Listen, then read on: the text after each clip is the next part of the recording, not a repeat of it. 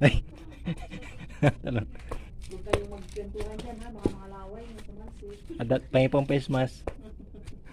Ay, kabay mainit.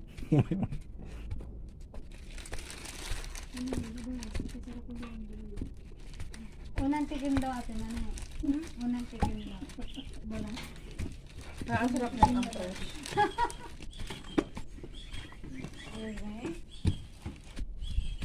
Ano po yun ate ate?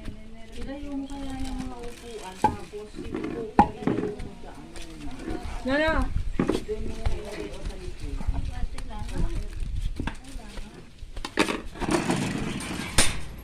Yan. Kasi si Molly hindi ko maibaba. Kasi mabigat. Meron ko naman.